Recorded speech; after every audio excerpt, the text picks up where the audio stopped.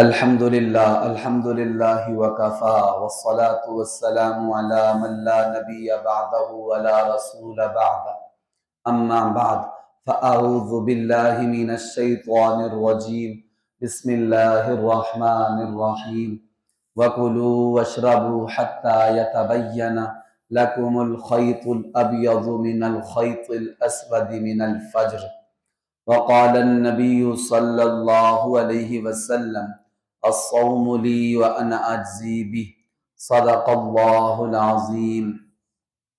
میرے بھائیوں دوستو، آج رمضان المبارک کا پہلا روزہ ہے۔ آپ سب کو رمضان المبارک کا یہ مقدس مہینہ مبارک ہو۔ یہ روزے صرف اس امت پر اللہ تعالیٰ نے فرض نہیں فرمائے، اس سے پہلی امتوں پر بھی اللہ تعالیٰ نے روزے فرض فرمائے ہیں۔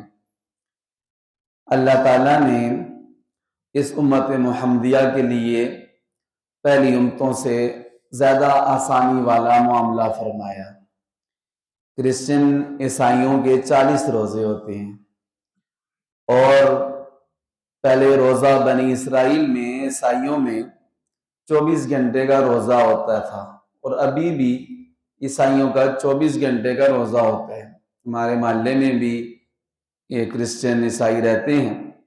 جب وہ روزے رکھتے ہیں تو میں نے ایک دفعہ پوچھا کہ آپ کا روزہ کیسے ہوتا ہے؟ ایسے ہی ہوتا ہے کہ جیسا کہ ہم نے پڑھا ہے؟ کہتے ہیں ہاں جی ایسے ہی ہے، روزے بھی 40 ہیں، اور روزہ بھی ایسے ہوتا ہے کہ سحری کر کے شروع ہوتا ہے، افطاری کرتے ہیں غروب کے مغرب کے وقت، تو اگر آنکھ لگ جائے تو پھر اگلا روزہ شروع ہو جائے، مطلب جس ٹائم ہی سونا ہے تو پھر صبح سحری کوئی نہیں ہے، پھر اگلا روزہ شروع ہو جائے گا، تو پھر اگلی شام کو ان میں روزہ کھولنا ہے۔ ہماری یہ سنت امت محمدیہ میں بھی شروع میں ایسے ہی تھا۔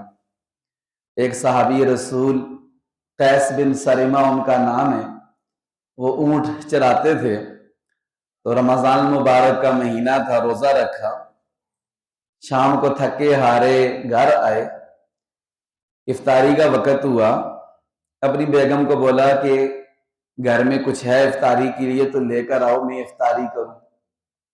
بیگم صاحبہ نے کہا گھر میں تو بالکل کچھ بھی نہیں ہے افطاری کے لیے، کھانے کے لیے کچھ نہیں۔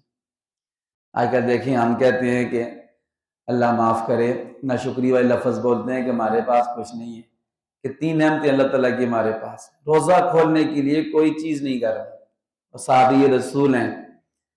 تو بیگم نے کہا اچھا آپ تھوڑی دیر بیٹھو، میں کہیں سے پتہ کر کے آتی ہوں، کہیں سے کچھ لے آتی ہوں افطاری کے لیے۔ تو بیگم باہر گئی، وہ تھکے ہوئے تھے، سارا دن اونٹ چراتے رہے، مزدوری کرتے رہے، ٹیک لگائی، جو ہی ٹیک لگائی تو ان کی آنکھ لگ گئی، سو گئے۔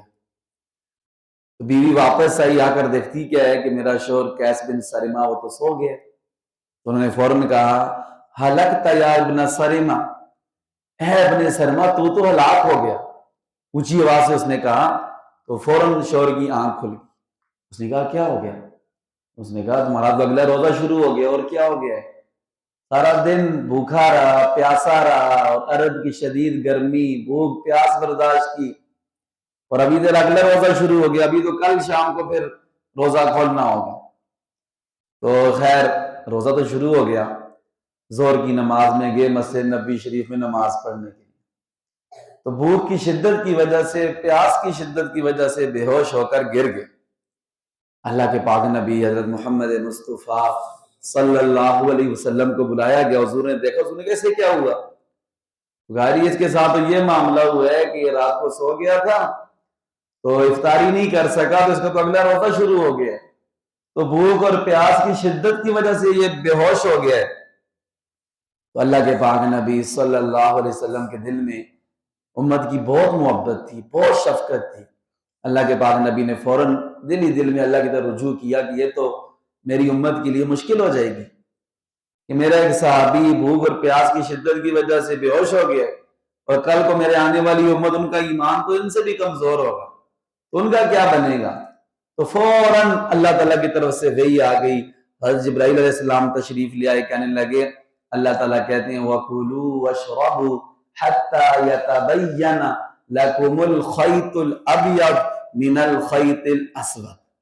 اے پیارے پیغمبر، آپ کے صحابی کے صدقے اور آپ کے اس امت کے درد کی وجہ سے ہم نے آپ کی امت کے لیے آسانی پیدا فرما دی کہ یہ اللہ اکبر ساری رات جو چیزیں حلال ہیں، کھانا پینا اور اپنی گھر والی کے پاس جانا، یہ ساری چیزیں ان کے لیے حلال کر دی، یہاں تک کہ سحری کا وقت ہو جائے۔